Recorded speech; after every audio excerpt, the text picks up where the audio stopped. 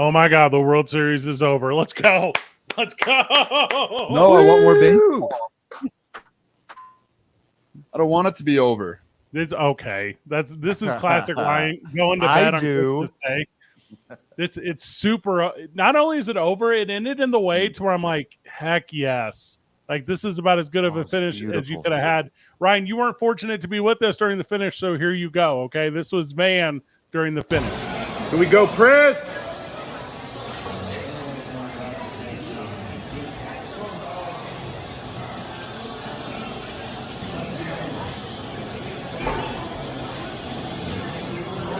Oh shit! There it is. Come on, Tuck. Come on, Tuck. Yeah! Woo! Buffalo Wild Wings. Alex Bregman and the Houston Astros are your 2022 World Series champions. Yeah! Make some noise. That's what's up. That's real life. Somebody was just a little bit lit. Just a little lit. Oh, Right. man. Ryan, Van is 40. Van is 40 years old, and he tells Buffalo Wild Wings to shut up and listen. Also, you only singled out one player who wasn't even the MVP. Why Alex Bregman for you and the Astros? I mean, because we're in Albuquerque, New Mexico. That's why. Like, there was a few other people in the restaurant cheering for the Astros solely because of Alex Bregman. Okay. So I had to lead with that. Ryan, turn your microphone just up a little bit. And yeah, there was a handful of people in there wearing like Academy High School, like Alex Bregman Yeah. replica jerseys. And you're like, okay, like, first of all, I don't know who prints those. That seems to be not the most lucrative career. But I'm glad you guys are here. I'm glad you're in support.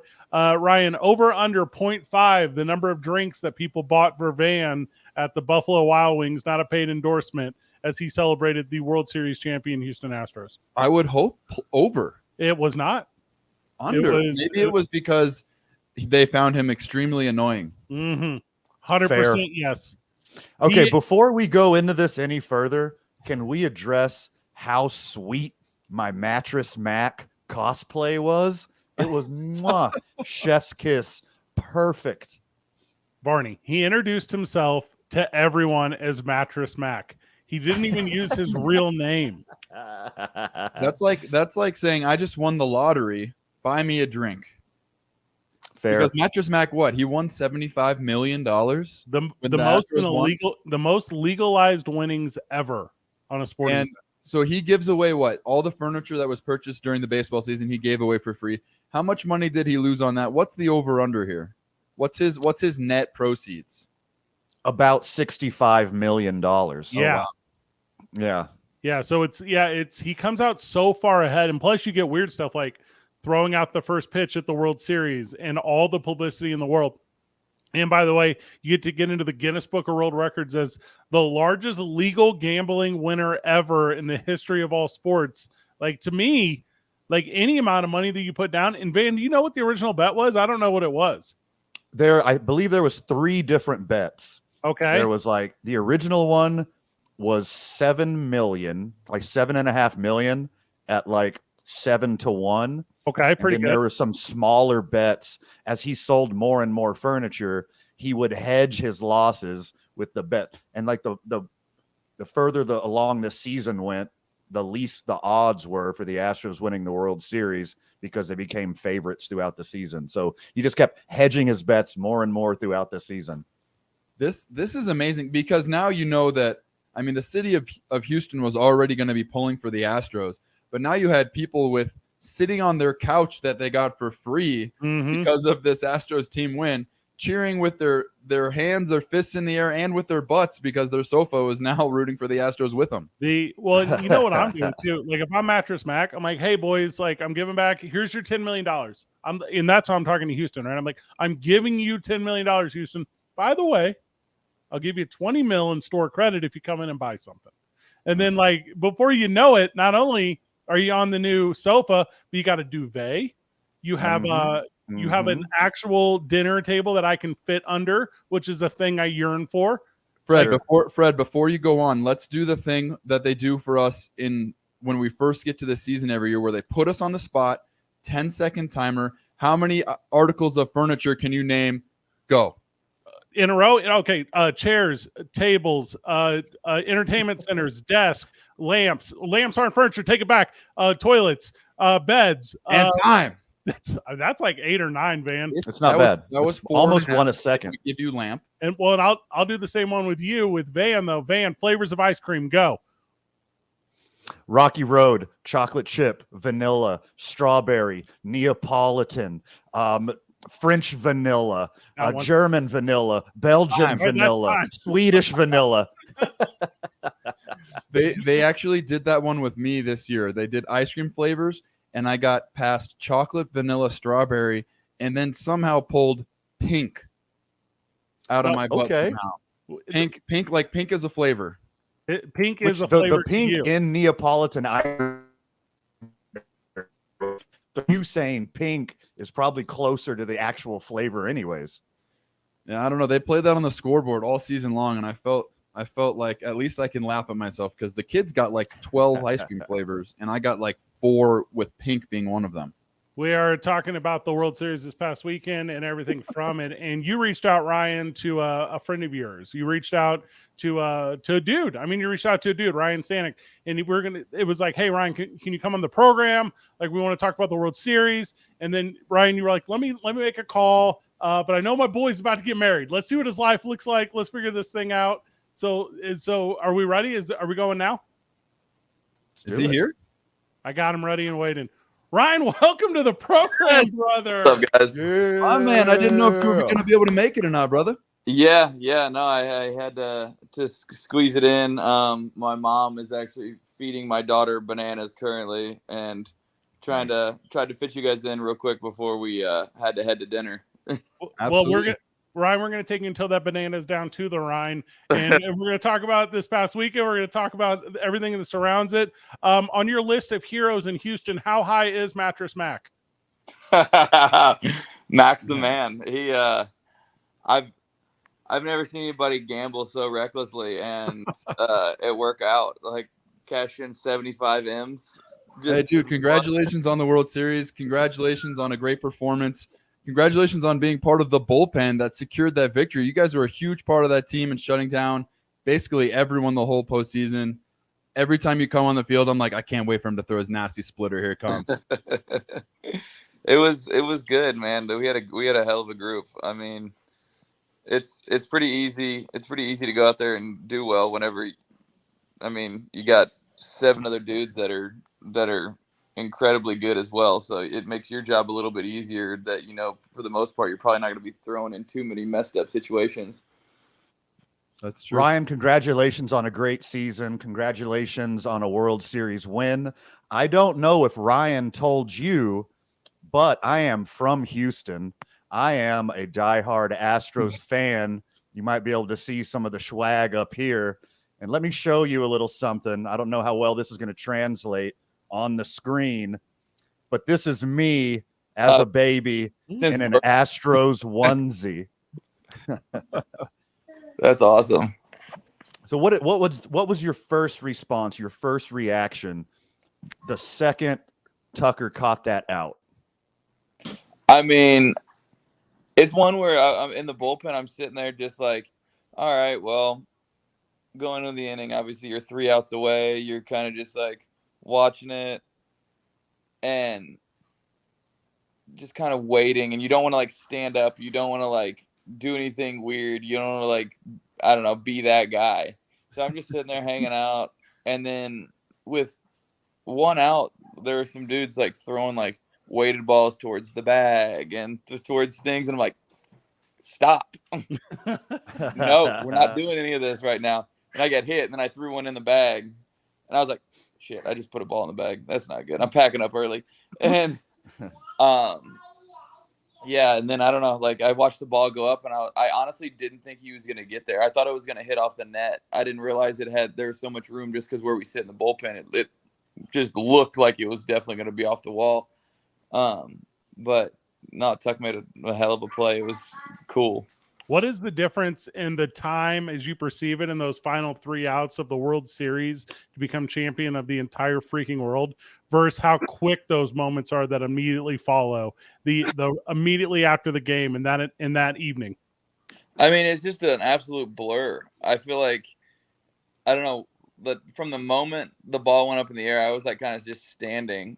And then as soon as it looked like he was going to catch it, I hopped down the stairs, grabbed my glove, and instantly just like took off towards the mound. Like it was just like, I don't really remember doing anything. I just like hopped and went. And yeah, it was like all a blur. So what's the difference in the sprint from the bullpen to celebrate the World Series and the sprint from the bullpen if there's a bench clearing brawl? Ah, nice. I mean, one's actually happy. The other one, you're like, dude, I have to run this far for everything to be over by the time I get there. But like, I can't tell you how many times I've left the bullpen when there's been like a benches cleared situation, and everything's over by the time the bullpen gets halfway there, and you're like, all right, can we just like fight the other bullpen? Is that like okay? Can we just like take 5 steps that way and mess with those guys? I mean, do you let them know when you're making the run out though that like you're from St. Louis? Do you say like I go hard? Like I don't like you guys need to like I'm coming. I'm not coming to not play. I'm coming here to play. Is it that energy? That's so funny. That's to me there's such a gamesmanship about like fake fisticuffs at the end. But at the end of the World Series, you don't have an opportunity to talk to the other team. They're not there. It's just your boys celebrating. You're talking about that positive energy. Do you have like an idea where you're going to meet everyone? Is it at the pitcher's mound? Is it at home plate? Are you just going in a circle trying to find a familiar face? Like how lost are you out there? I just kind of ran headfirst into like the mob. That was kind of like my first goal is like wherever the biggest group of people is, I'm going right for that. And then hopefully not getting cleated at some point. Like that's the worst part about any celebration is obviously everybody's cleated up and you're getting stepped on. You're like, I'm just trying not to break my foot. Is your biggest regret during the celebration not running straight over to Dusty Baker and protecting him from that mob? Did you see him holding on to the fence for dear life while he was getting mobbed by his teammates? Yeah, it was all coaches and all the old guys. Like they wouldn't hit him too hard. They know. So what is your celebratory ritual in the locker room? Obviously, you had to win. You had to clinch playoffs, and you won the first round. You won the second round. Now you're an experienced vet at popping champagne. Do you spray it? Do you drink it? Do you aim at people? Do you double fist with the beers? What's your strategy in the locker room? I don't know. I've popped bottles a lot over the last couple of years. Damn, between Miami and then Houston the past couple of years. Yeah, I'm definitely pop a couple bottles of champagne and then start drinking beer, and then maybe throw a few beers around, just hit everybody. I'm definitely out there like trying to hit people with champagne. Because do you wear the Oakley ski goggles, snowboard goggles? Yes, but the thing that they don't tell you is those aren't good for actual booze because it's all cloth around, like it's all the foam. So like, yeah, it's great if you're getting like shot directly in the eyeballs, but like if you get beer or champagne dumped on your head, it just drips directly through the foam into your eyes, and then you're like, now I just can't wipe my eyes. So it just burns more. Who went the hardest in the celebration? Who was it where you're like, hey, buddy, calm down. We got all night. Neris got after it. Neris was pretty jacked. But he was hyped because, I mean, when we clinched to go to the playoffs, he was jacked just because he'd never been before. I mean, he'd played 7 years and never played in the playoffs. And then, like, each step of the way, it was like, he was like, dude, we're doing this shit again. Like, this is cool. And it is. But it's funny because there's so many guys on this team that have, like, I don't know, like, done this before, that the going to the playoff celebration was just like, yeah, we're supposed to. Like, it's like, good job. We're happy that we're here because, like, it means we're, like, going in the right direction. but like we're not here just to go to the playoffs. And like I thought that was like wild last year because I noticed that we had a game where we actually lost a day game, but Seattle played a night game, they had a day game, but they were on the West Coast. So it was like, hey, if they lose, we clinch. And nobody wanted to stay. Everybody's like, no, we're going home. We'll celebrate when we win the next game. Yeah. And Nice. it was like, I was like, damn, I kind of want to stay. Like, this is where we like celebrate. Like, and just seeing how everybody was just so like professional about it. They're like, no, this is like, we're getting to where we need to go. We're on the right path. Stay the course. Keep going. And like nobody was like happy just going to the playoffs, which I thought was just like a wild thing. Yeah. Because it's so hard to just go to the playoffs anyway. But like, yeah. Yes, Stanley, the two teams that I've been on that have made the playoffs, the Red Sox that won the World Series, we had that similar feeling of this is where we're supposed to be. We expected to be here. So now we have more work to do still versus the team that you and I were on together, the Marlins. We were like, this team never makes the playoff. Let's go crazy. Yeah, it's like, well, we're not supposed to be here, so like, why not party? Like, Yeah, exactly. Well, and to piggyback off that expectation thing, you're waiting for the World Series to start, right? You're watching the NLCS and you're expecting an outcome, but maybe it's not the outcome you expected because the 111 win Dodgers aren't there in the World Series against you. Is that like a moment for you where you're like, hey, this is baseball, anything can happen? Or is this like maybe the chops are a little more ready for that one? I mean, baseball's so weird. The baseball postseason, Barney, you know how it goes. Like, dude, it's so weird. Like the old thought of like, it's not always the deepest team. It's not always like the team that wins the most games. It's not always like those teams that win the World Series because baseball, for one, is a weird sport. Like anybody can lose any day, anybody can win any day. But like also like the hot team going in, like especially with the new format, it's very weird because you look at it and you go, all right, does the hot team that had to fight from the get-go to get to the DS, does that carry over, or does the team that gets the bye that's rested, does the freshness help or hurt? Like, but like I think the teams that are used to it, like I don't know, it's such a different atmosphere this year with the days off as opposed to playing from the get-go last year. I don't know, like it's the what's better to be in the playoffs, the hot team or the best team? Right. Let me ask you that's like a hard line to be on. Let me ask you about being an Astro in general, because I'm a baseball dork, and I mentioned that I'm already an Astros fan, and I know there's nothing but good dudes on this team. But unless you're an Astros fan, everyone is against you. It's you against the world. How do you guys rally together against all that hate, all that disparity, and come together as a team and compete together and eventually win a World Series? I mean, it just kind of gets to the point where, like, I know the rallying cry was like H-Town versus everyone, like, but it kind of really was. Like, you get to the point where you show up to the ballpark, even in places where, like, the fans don't show up. And, like, you're sitting there getting booed. And, like, when the crowd's quiet, you just hear more direct shit talking. Like, people calling you cheaters when you're, like, free agents that just got there are cheaters. Right. Guys that had been traded over like 2 days before, you're a cheater. And you're like, dude, no, you don't know anything. Like, you clearly don't know anything.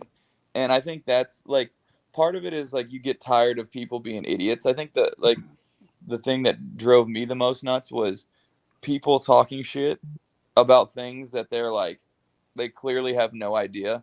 And they're just making things up to like fit their narrative in their head that they're like hoping to see. And you're like this is actually one of the best group of like dudes I've ever been around.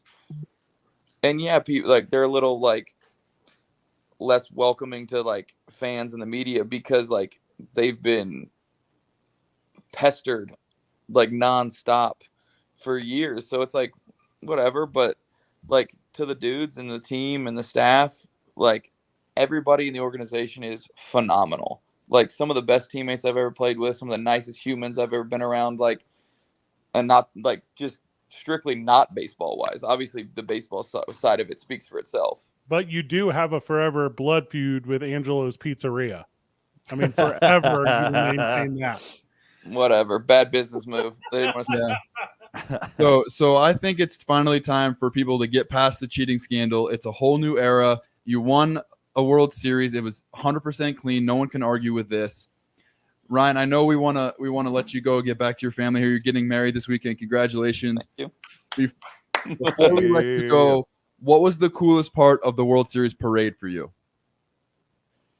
Oh God. I mean, there were 2 million people out there in Houston. Like it was an absolute madhouse. Like my wife and my daughter were on the float with me. Like that was awesome. I thought that like being able to like share that with them was really cool. Like it was one thing where obviously the timing of the season and the playoffs and everything like was kind of cutting everything wedding wise like pretty close. So we're sitting there going like, well, if we win and it takes 7 games to like get it done, like I might not be able to go to the parade we might not be able to do the parade because of like, hey, we have to be back because of all the wedding stuff. So we're like, all right, well, trying to like plan it all out.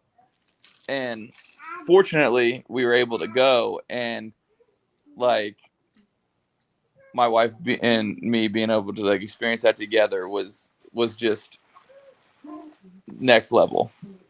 Well, and also I feel like World Series rings go on the same ring as wedding ring fingers. So I feel like you could just like do everything at once. There It's it almost is. like, Hand. oh, No, okay. It's going on the finger. Oh, there you go. Boom.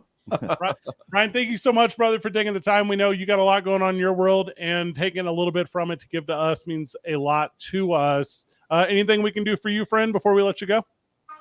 No, fellas, I'm good. Thanks for having me. It's a pleasure. Like it's been a cool year. Love you, brother. Thank you for coming on. Appreciate it. Thanks, sir. What a Appreciate whirlwind. you. What a Go dude. Astros. Good get, Ryan. Good job, dude. He is such a good dude, and he is so freaking talented. He's Yeah. unhittable. It's amazing. I could have kept going and going and going with that guy, but he I may be wrong, but I believe he set a franchise record for reliever ERA this year. Really? Yeah, And I think he's a free agent 1.12 now too, so he's about to get paid. Yeah. The bullpen had a heck of a year all the way around, and especially in the playoffs was absolutely lights out. Yeah. There's something to me that's real obviously having a guy you can trust at the end of and this isn't just baseball, this is life, right? Having someone at the very end of everything where you're like, hey, you know that dude's gonna come through. But then if you can mix like a really positive personality into it, Sure. like, because hey, I'm not that. I'm a guy who always gets like I always get everything done. I am the worst. Like I am not cool like in execution mode. I'm like, cool, I got it. Like, let me handle it. Please go away. But if you have a dude who's like, hey, I got it, cool, but this like, come be a part of being a boy. Like that to me is just so unique, no matter what profession.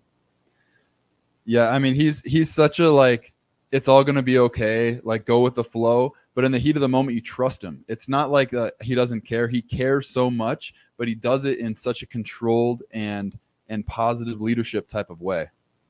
World Series parades, Ryan. There's got to be a difference between, like, I can't imagine going from Miami to Houston. Like the way that the fan base watches you, the way you're perceived, like the people who would turn out for celebration. You've been a part of some big stuff. What is that? Police escorts and you're kind of kept from everyone. Like how does that work behind the scenes?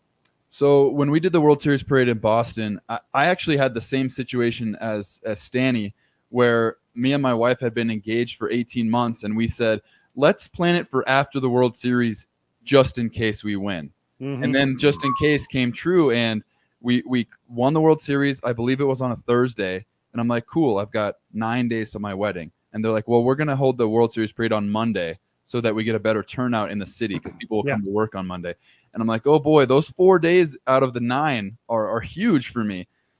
So you start in the locker room, or at least we started in the locker room, where you have your own private entrance to the stadium, And then we had the duck boats in Boston where Yeah. they can drive on land. They can also just drive right into the Boston the harbor, So cool. right on water. And you just come out from the concourse and immediately you're hit by a wall of people screaming. They've made signs. The front office and the media relations department has made giant cutouts of your head to hold on the float so people know who's on the float. They can see you from far away. Easily top 3, top 5 experiences of my entire life. Just seeing the overwhelming positivity and the overwhelming support from a community that your team meant so much to so many people. And it's so easy to forget that when you're just playing a game, sometimes it's easy to forget how much it means to people. And your bachelor party was that night, so that was nice. A couple of days later, yeah. What was you were a Red Sox when you won the championship. They're like except for Yankees fan, the Red Sox are universally beloved. You know, they came out, turned their franchise around. If you're not a Yankees fan, you were probably going for the Red Sox. It was the exact opposite of the Astros this year. What was the support like, not just from Red Sox fans, but all of the baseball world who was probably rooting for you? Yeah, I mean, we were going against the Cardinals that year, who was also a beloved franchise. Losers. But people that love the Cardinals. Sure, So, I know one. Yeah, I think that in Houston that it was probably a unifying factor to be universally hated. I think the fan base is probably tighter knit than a lot of other fan bases because they Sure. really have to mean it. You're not a casual Astros fans right now in this moment in history. You're either a diehard Astros fan or you're kind of out on them. And hopefully them really establishing a dynasty, really establishing that they are a clean team and they won without any cheating. They have moved past that, in my opinion, now. Hopefully people can start to love the Astros for how good they've become. What's interesting about that 13 World Series too is the Cardinals had just come off 1-11. So there was almost like a hey, we're supposed to be here kind of thing. This is we have arguably the best guys in the game and we're doing it in such a way. So I think there was an appreciation from St. Louis Cardinals fan as I was working in sports talk radio in St. Louis at the time.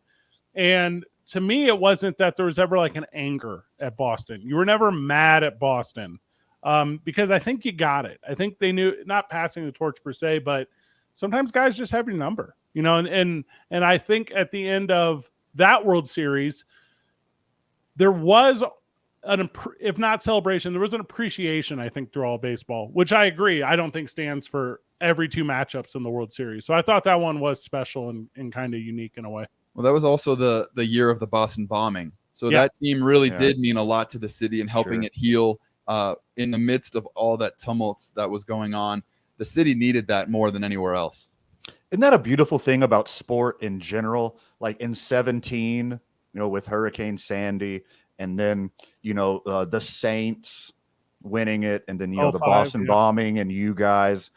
Sports can like cleanse a community of all of this horrible feeling that the whole community has for what they've experienced. But then you have that other side of it too, with, you know, the Yankees and the Diamondbacks in 01, to where, Sure. you know, the Diamondbacks did win it, you know, and the Diamondbacks shouldn't be disliked by anyone. I mean, they're just a team that started 3 years prior, where 98 or whatever it was, like not many. And They're not even liked by their own town. that is weird. Ryan, have you been down there at all to see any Diamondback stuff? It's weird how they're just kind of overlooked. I played in that stadium, and it's kind of a beautiful stadium. It's a very little cool. bit in the middle of nowhere, but I guess that whole town is a little bit spread out. And transient, you know, because it's like Sure. if the three of us ever move there, are we immediately going to fall in love with the Diamondbacks? I mean, we'll appreciate them. We'll go to games, but it's not 100%. like it's not like I'm ever going to get the tattoo. I'm never going to live They that need to- life. They need to go back to the old purple pinstripe uniforms to get me to be a supporter. I love those Agreed. throwback unis. I'm a big pinstripe guy. I'm super Yeah. into that. Final word series thoughts, boys. I thought it was real good. I enjoyed every pitch that I watched. I watched them all. But here's the thing: the three of us were kind of it. It wasn't being watched around the country the way that some previous World Series had been. Viewership, at least in a traditional sense, down. And as I've looked into it, I'm a little interested. I don't understand what, like, are people meeting in groups again for the first time? Was it a bunch of us at Buffalo Wild Wings instead of individual homes? Is it weird streaming options? Like why wasn't this one seen by as many people, boys, as I kind of feel it should have been with the play on the field? Well, I think it's first off, it's the two cities who were in.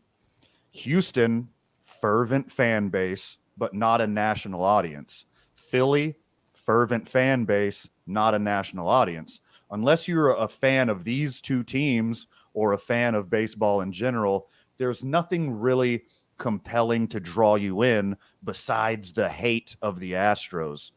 But Game 6 specifically, they went up against LSU, Alabama, Yeah, Notre Dame, Clemson, Georgia, Tennessee.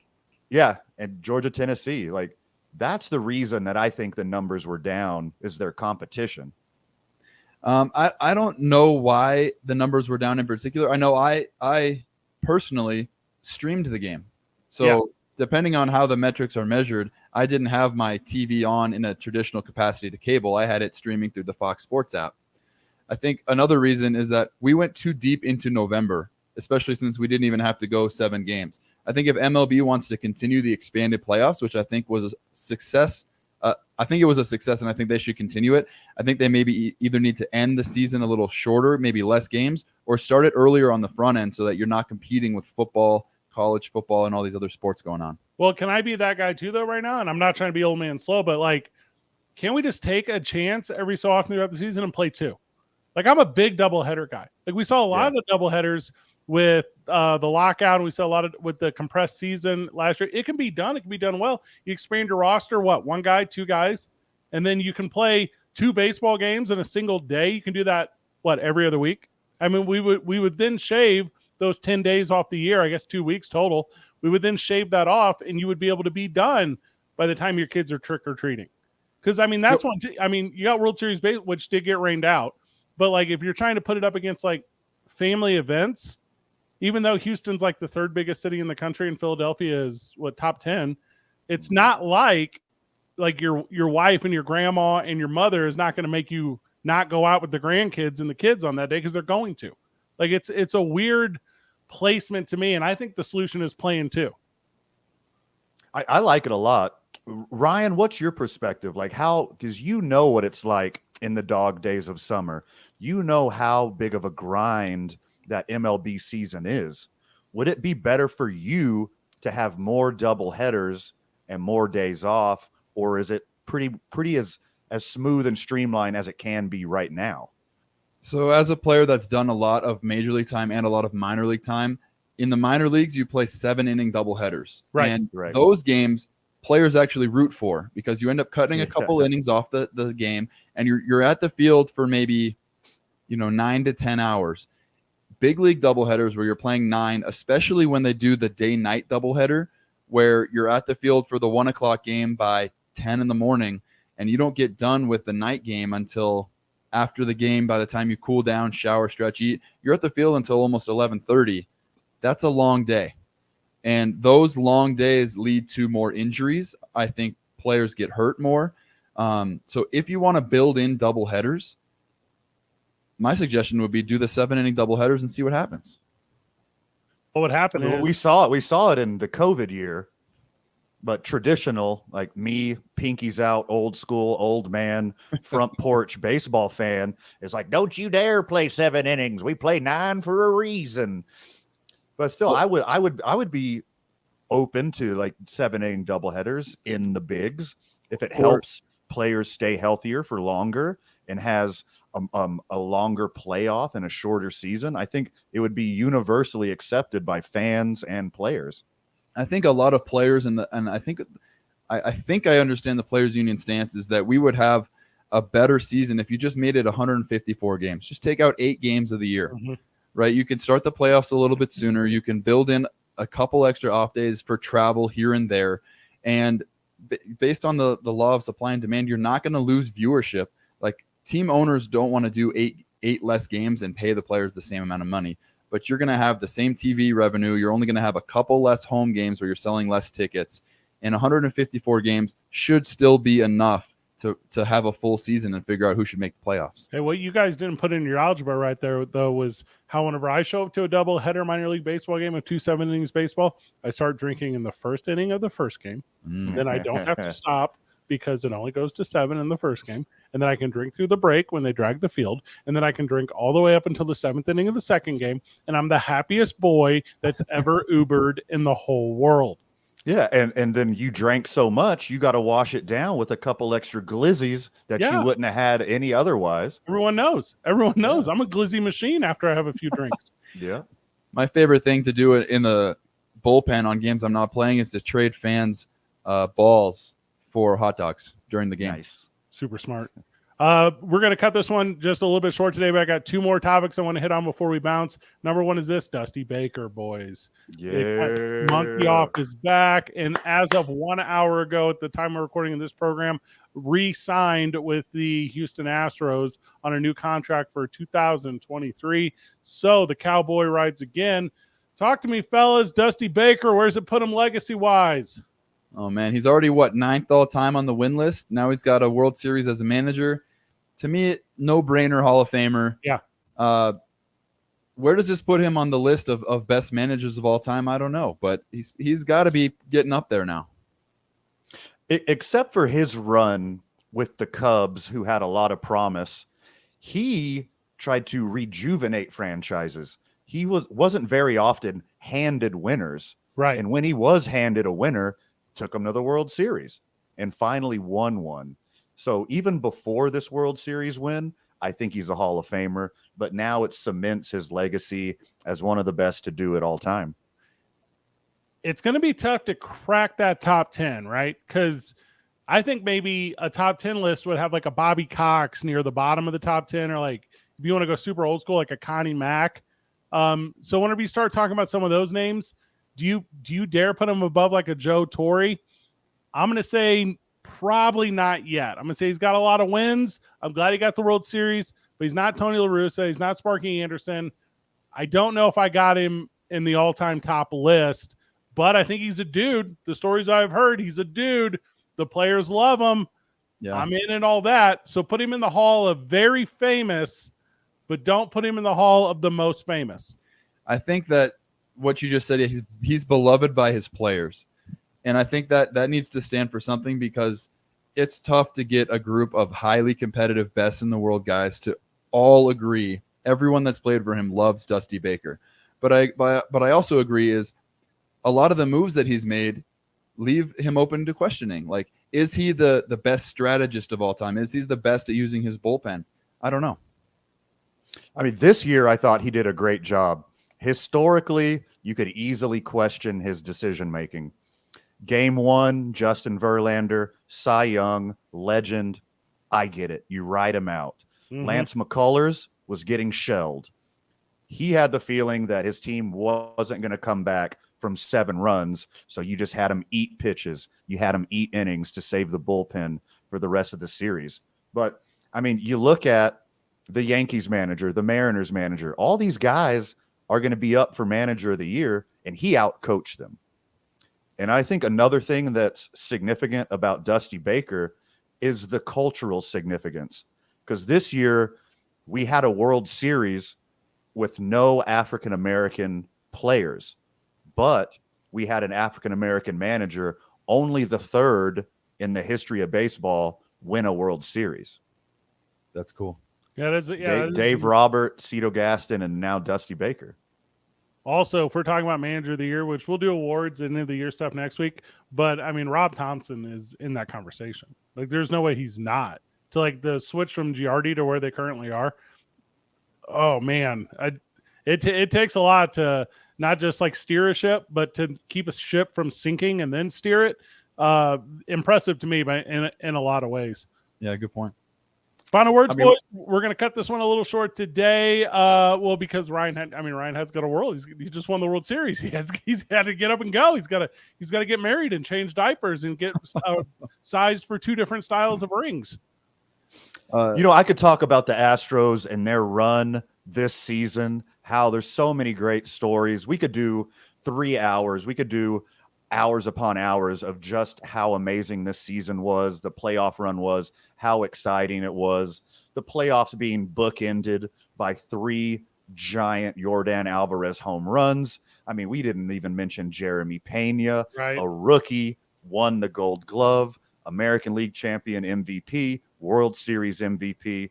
We didn't talk about center field and shortstop, the giant holes on this team that George Springer and Carlos Correa left, and those 2 young men literally won Game 5 for their team. So many compelling stories. Framber Valdez having 25 straight quality starts during the regular season and keeping that streak going throughout the playoffs. 29 straight quality starts. Ryan Presley getting 6 saves, being not blowing a save the whole playoffs. Like this team effort from top to bottom was absolutely phenomenal. Trey Mancini beating cancer. A year later gets traded and he's a World Series champion. Goes over the playoffs. Goes over the playoffs and then steps up when his team needed him the most, making a game-saving defensive play. It's just great story after great story. I think that the best team won the World Series. The best team in the World Series won the World Series. I would have loved to have seen an Astros-Dodgers World Series because I think the Dodgers were the best team in the National League. But this was a World Series where the best team won, and that's not always the case. And I'm just so appreciative of Ryan Stanek taking some time today and sharing his experiences with us. It takes me back to when we won and the celebration on the field and the World Series parade. I'm so glad he got to experience that and that we got to share in that experience a little bit with him today. Love everything. Yeah, what a dude. Great get. Thank you. Yeah, excellent job on that. Ryan Van, excellent job today as well. We're going to wrap this one up right here at the 45-minute mark because, well, that's life sometimes. You know, you break down the World Series. We got 23 weeks of off season coming up, so we're going to enjoy that greatly. Big thank you to everyone who's been a supporter of the program thus far. We don't often take enough time to celebrate those, but the feedback has been tremendous. The 5-star reviews mean a world to us, and we don't say this enough, but they are important. So if you're currently listening, you listened all the way into this one, take the time. Hit 5 stars on wherever you are a part of that. Those likes and those subscriptions and those ratings, they push us up the algorithm so that, well, who's keeping us down? Bezos, Musk? I don't know who it is, but they can't. They can't keep us down if we're going all the way up the ladder. So big thank you to that. Also, the feedback that we've got. It means a lot. I do recognize I have the best backdrop. That means a lot to me. Van, how are you last in all of the, like you're last in quality, you're last in comments, you're last in contributions. What does that feel like? Hey, Van is first in most buttons undone and most chest showing every single time. Every time. Yeah, that goes without saying. It's very unfortunate to me because usually I'm the good looking one when it's just me and Fred. Ouch. But now we got Ryan here, so now he's the smartest and the best looking. So now I'm screwed. And I'm blushing now. I like how Ryan. So Ryan's got best blush too. Ryan has the embroidered Ryan Lavarnway logo polo, which I'm a big fan of, right? You've worn it before. And I was about to do the broadcast today. I had on a white hoodie. And I was like, oh, I think I already wore this in one of the only previous 3 episodes we've done. Like run in the other room. But I see you're rocking the same polo again, Ryan. So I think I'm just going to get like a standard look. I've got a few of these in different colors. It's not the same one. I'm a medium or medium, by the way. So let's figure that out. It's just don't. I mean, toddler size 14. Baby Gap XL, if you got it. Final words today's boys. Another great episode, my friends. Love it. Thanks for sticking with us. See you next time. Good job, everyone. GG.